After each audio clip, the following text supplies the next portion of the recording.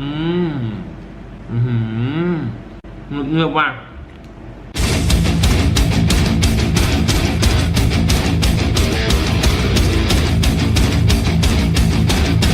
สวัสดีครับ Audination ทุกคนก็ยินดีต้อนรับทุกคนเข้าสู่ช่วงรีวิวแบบบ้านๆกันอีกครั้งหนึ่งนะครับผมวันนี้เราก็จะมาพูดคุยกันต่อนะครับเกี่ยวกับตัวในส่วนของ King Whey Protein Crunch Bar นะครับหลังจากที่ครั้งที่แล้วเนี่ยผมได้รีวิวไปแล้วในส่วนของตัวรส Peanut Butter Cup นะครับผมซึ่งเป็นอะไรที่ค่อนข้างจะประทับใจมากเลยทีเดียวกับรสชาติตรงนี้สำหรับใครที่ยังไม่ได้ดูเนี่ยเดี๋ยวผมจะใส่ลิงก์ไว้ให้ทางด้านบนตรงนี้เหมือนเดิมวันนี้เนี่ยที่เราจะมารีวิวกันต่อก็จะเป็นอีกรสหนึ่งที่เหลือนะครับผมก็จะเป็นตัวนี้นะครับผมเป็นตัวรส Triple Chocolate Brownie นะครับวันนี้ที่เราจะมารีวิวกันต้องบอกก่อนเลยนะครับว่ารส Brownie เนี่ยเป็นรสชาติหนึ่งเลยที่ค่อนข้างจะเป็นที่นิยมนะที่จะนำมารีเฟอร์ในส่วนของตัวรสช็อกโกแลตต่างๆในส่วนของตัวซัพพลีเมนต์ตรงนี้นะที่เราเห็นกันบ่อยๆก็จะเป็นพวกเวย์พวกอะไรพวกนี้นะครับผมแต่อย่างไรก็ตามเนี่ย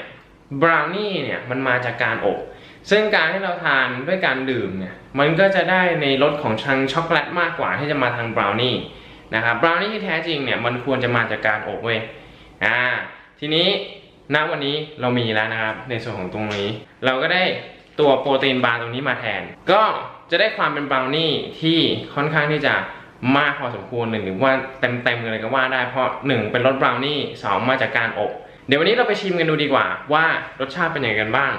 ในส่วนของตัว nutrition fact ตรงนี้เนี่ยที่เราจะไปดูกันก่อนที่จะไปรีวิวกันเนี่ยนะเดี๋ยวผมจะไปแบบไวๆควิกๆช่างกระดิกหูงูแลบลิ้นกันเลยทีเดียวจะไม่นานมากมายเพราะอะไรเพราะว่า1อย่างเนี่ยผมพูดไปแล้วในส่วนของตัว peanut butter cup ซึ่งดีเทลในส่วนตรงนี้เนี่ยเท่าที่ผมลองไล่เรียงดูคือเหมือนกันเลยนะครับผมแต่ว่านะครับผมเผื่อใครยังไม่ได้ดูในส่วนของตัวคลิปที่แล้วเนี่ยเดี๋ยววันนี้ก็มาดูในส่วนของตัว nutrition fact กันตรงนี้ในวิดีโอนี้ได้เหมือนกันนะครับเดี๋ยวผมจะพาไปชมว่าประกอบไปด้วยอะไรบ้างในส่วนตรงนี้ไปชมกันครับ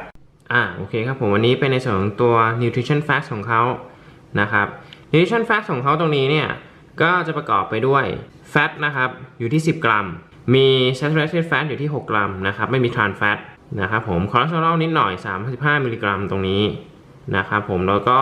จะเป็นในส่วนของตัวคาร์บที่อยู่ที่21 กรัมมีไฟเบอร์อยู่ที่1 กรัมมีน้ำตาลที่6 กรัมและมีโปรตีนอยู่ที่20 กรัม1 บาร์ตรงนี้นะครับจะประกอบไปด้วย240แคล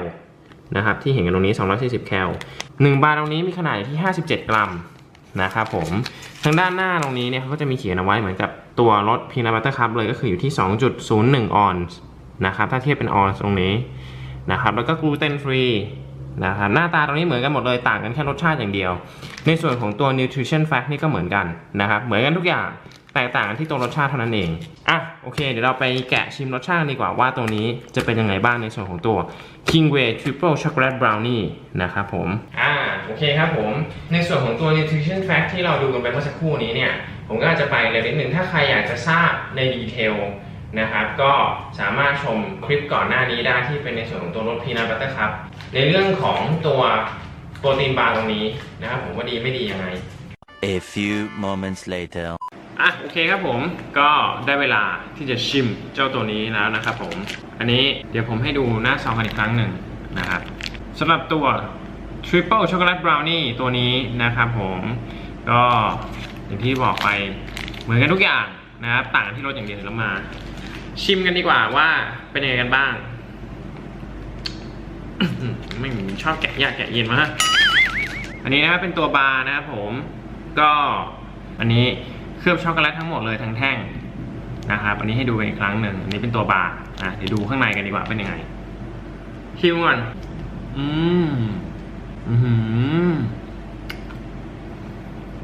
เงือบว่ะโอเคมากเลยนะคือตัวนี้ต้องบอกว่าอย่างที่ผมบอกบราวนี่เนี่ยมันใช้การอบ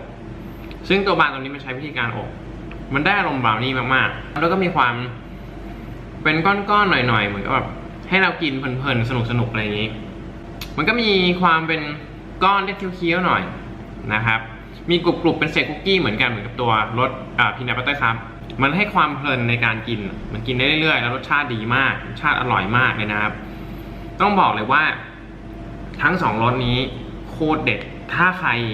คิดอยากจะลองเลยครับไม่ผิดหวังจริง อร่อยจริงๆรสชาติดีมากรู้อยู่แล้วอย่างที่ผมบอกผมไม่เคยอวยสินค้าตัวไหนนะดีผมบอกดีเฮี้ยผมบอกเฮี้ยเลยถูกไหมแม้กระทั่งของลุงนอนนี่เนี่ยอย่างถ้าใครติดตามดูคลิปก่อนๆนี่ผมรีวิวตัวอะมิโนโทนที่เป็นรสอื่นไปเนี่ยคือรสชาติที่ผมก็บอกรสชาติเฮี้ยเลยนะครับอันไหนดีผมบอกดีจริงๆเพราะฉะนั้นอันเนี้ยผมการันตีว่าแม่งโคตรดีแม่งอร่อยมากนะครับผมสุดๆจริงๆตัวนี้นะครับต้องบอกเลยว่าสำหรับตัวโปรตีนบาร์ของ RCS นะครับผมเชื่อว่ามันจะต้องดีกว่าแบรนด์อื่นๆในหลายๆแบรนด์ที่เขาเคยวางขายมาก่อนเพราะหนึ่งอย่างเนี่ยจากหลักการง่ายๆผมอาจจะไม่เคยชิมโปรตีนบาร์ของยี่ห้ออื่นมาก็จริงนะครับแต่ด้วยความที่ว่าหนึ่งอย่างเขามักจะทำสินค้าของเขามาเนี่ยคือเพื่อให้ผู้บริโภคเนี่ยได้ประโยชน์สูงสุดจริงๆคือเขาเต็มที่ฉลากว่าไงเขาใส่มาว่างั้นมีหลายๆคนที่เขาไปเทสกับผลแลบหรืออะไรพวกนี้พวกฝรั่งอะไรเงี้ยนะคือมันก็ตรงตามฉลากทุกอย่างนะครับคือเขาค่อนข้างจะทำงานกันแบบตรงไปตรงมาดีนะครับแล้วก็รสชาติตรงนี้เนี่ยต้องบอกเลยว่าดีมากๆนะครับผมไม่เหมือนกับมันคือความรู้สึกไม่เหมือนกับคุณกินโปรตีนบาร์อะไรอย่างที่ผมบอกนะเหมือนคุณทานขนมอยู่จริงๆนะครับเดี๋ยวขอไปกินให้หมดก่อนแล้วกันเดี๋ยวเรามาว่ากันต่อเรื่องของเรตติ้งว่าตัวนี้นะครับจะได้คะแนนอยู่ที่เท่าไหร่นะครับผมสำหรับไอ้เจ้าตัวนี้นะครับโอเคเดี๋ยวขอไปกินให้หมดก่อนนะครับผมโอเคครับผมก็คิดว่าตรงนี้เนี่ยก็เป็น wrap up ทั้งหมดสำหรับวิดีโอในวันนี้นะครับก็หวังว่าคุณจะได้ไอเดียกันไปไม่มากก็น้อยสำหรับในตัวของ King Whey Protein Crunch Bar ตรงนี้สำหรับรส Triple Chocolate Brownie นะครับผมถ้าคุณเป็นคนหนึ่งที่ชอบทานพวกสแน็คบาร์ที่เป็นในส่วนของตัวรสช็อกโกแลตต่างๆเนี่ยผมก็ค่อนข้างที่จะได้คอมเมนต์ในส่วนตรงนี้นะครับให้คุณลองชิมลองหากันทานดูนะครับก็เป็นอีกตัวหนึ่งที่น่าสนใจเลยทีเดียวนะครับได้ในเรื่องของทั้งสารอาหารที่ครบถ้วนแล้วเนี่ยคุณยังได้ในเรื่องของความอร่อยและความเพลิดเพลินในการทานในสิ่งเหล่านี้อีกนะครับผมแล้วก็มันจะได้แมทกับแมคโครของคุณด้วยในแต่ละวันที่คุณต้องการนะครับสำหรับใครที่เพิ่งผ่านเข้ามาดูวิดีโอนี้เป็นครั้งแรกนะครับผมก็อย่าลืมกดติดตามกดไลค์กดแชร์เป็นกำลังใจให้กันด้วยนะครับสำหรับคนที่ติดตามกันอยู่แล้วเนี่ยก็อย่างที่บอกกันไว้ทุกครั้งนะครับอย่าลืมกดรูประฆังสีทองข้างปุ่มติดตามกันไว้ด้วยนะครับเวลามีวิดีโอใหม่แล้วมาเนี่ยคุณจะได้รู้เป็นคนแรกนะครับผมแล้วก็ยังมีอีกช่องทางหนึ่งที่สามารถติดต่อได้ก็คือเป็นในส่วนของตัวเพจ Facebook นะครับผมจะ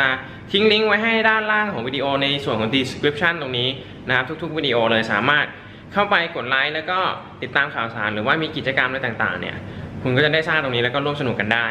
นะครับผมยังไงขอบคุณทุกคนที่เข้ามารับชมแล้วก็ติดตามกันนะครับแล้วเดี๋ยวไว้เจอกันในส่วนของตัวรีวิวครั้งถัดไปหรือวิดีโอที่น่าสนใจในครั้งถัดไปส่วนจะเป็นอะไรนั้นโปรดติดตามตอนต่อไปครับผมสำหรับวันนี้คงต้องขอลากันไปก่อนนะครับไว้พบกันในโอกาสหน้า Stay healthy สวัสดีครับ